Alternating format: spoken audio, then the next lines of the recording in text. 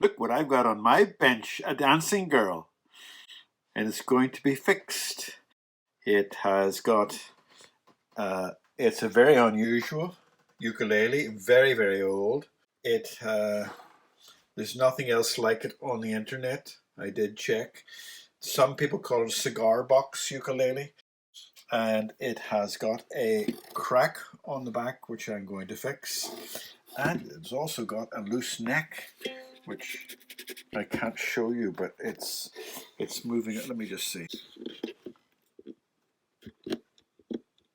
Be very easy to fix anyway. All right.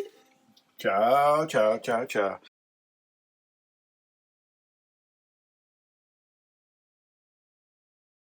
This thing is a pretty big challenge because it is so fragile. It's from 1936-37. It's 80 years old, and it was painted by hand. And if you look at it in the wrong direction, the paint falls off. What we have here is a neck that was loose. It was held on by, let me just see, it was held on by a wood screw, which you just can't see there. So what I've done is I put the wood screw in before I do this little job that I'm going to do because it was so fiddly. I'm going to actually glue the pieces together and then tighten that. But coffee will come into play in this, but I'll show you that later when I'm doing it.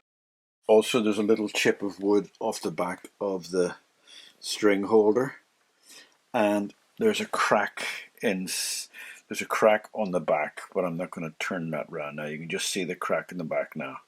Here we go. I highly suspect this will be as fiddly as anything. So let's just get stuck in and do this. Right, I'm going to put some tight bond into this little thing here so that I can take it out with a Q-tip, or what do they call it, cotton bud, and spread it. So I'm going to take it with a cotton bud, and I'm going to put a little bit here. This is tight bond, probably the best you can get. This is the advanced tight bond. I'm putting it down here. And then I'm going to fiddle, get that screw tightened to bond the neck in. And it's a fiddly screw because I can't hit the body or because I would scratch it. Right. And I decided not to put in a modern screw because this is antique and I wanted to keep it original. So I'm using the actual real screw. That's it. One more tweak. Now, the people who did this were clever. They drilled a little hole there and had a long screwdriver that went the whole way up. Now that's on tight. Now the coffee. After I do this, just let me get a little bit of water.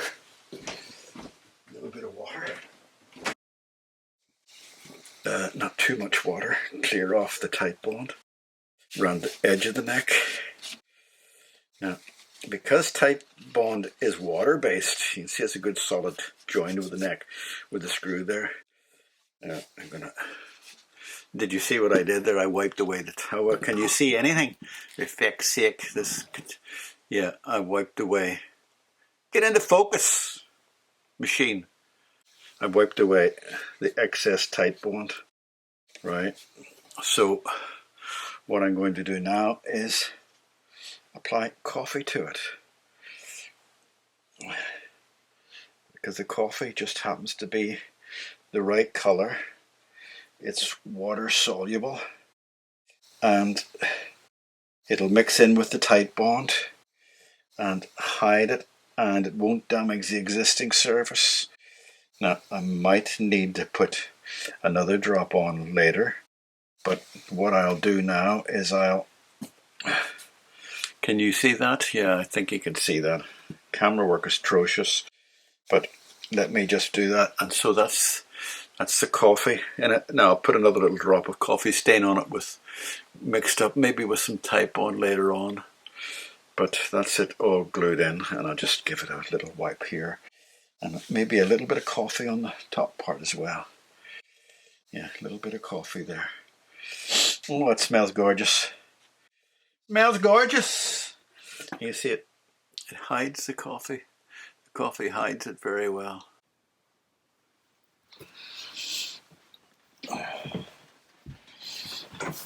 Right, hopefully my camera has stopped shaking. I'm using my iPhone today because I got tired of using the proper camera because I couldn't keep the focus in. I'll have to work on that. This is the little ukulele we're working on. I've got a crack going down the whole way there.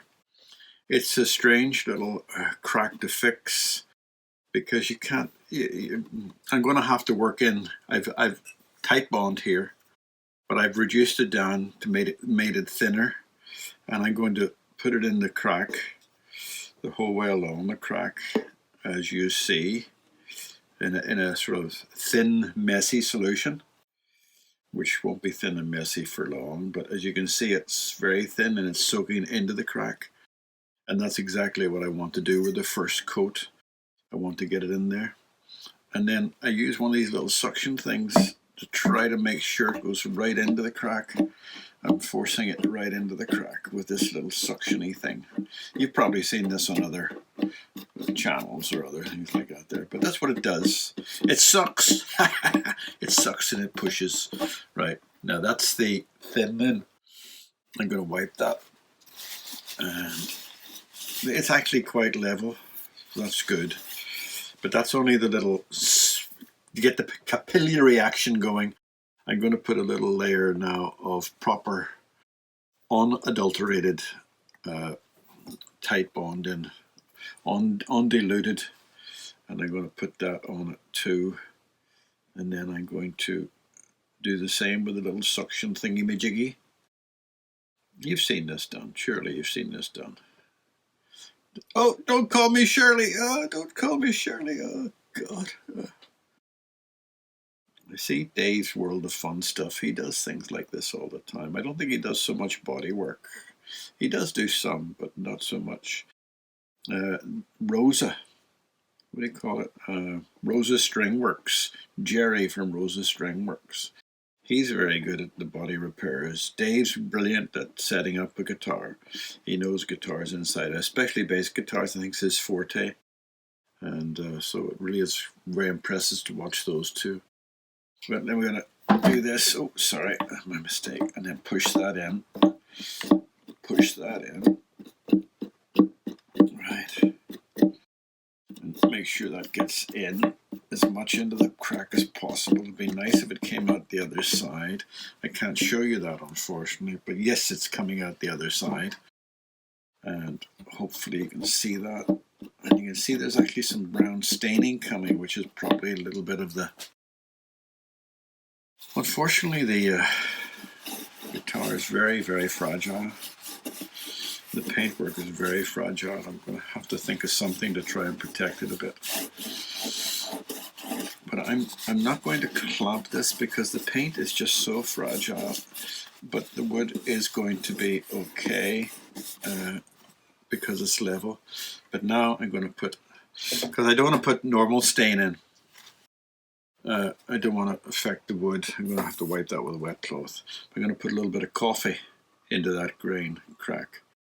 And it works wonderfully because it mixes with the tight bond and becomes a permanent seal. Not seal, but it becomes a permanent color stain that way. And it also makes the guitar smell nice. So that crack will bend. Okay, and we've done the neck. The neck's nice and tight, so I'll come back to you with the finished product. Well, this is she. I like to call her she because it's my naked ukulele. And if you see the naked lady, there, thank you for getting in focus. And as you can see, I've done the frets. The guitar is all looking nice and pretty. And the back's been fixed. I had to put a slightly different stain on. The neck's been replaced, and as you can see, come on, focus. It's hopefully that's upside down. I can't tell. Let me just see. Is that up? Is that better way? I can't see what that says, but that should match it, right? Now, I can't play the uke, right? Let me just check it's in tune.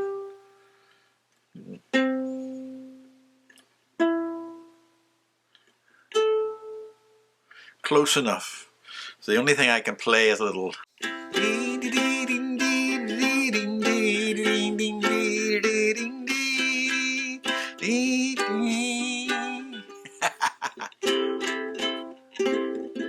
I never played a ukulele. I know that's a C chord and an F chord, a C chord and a D chord. So it's now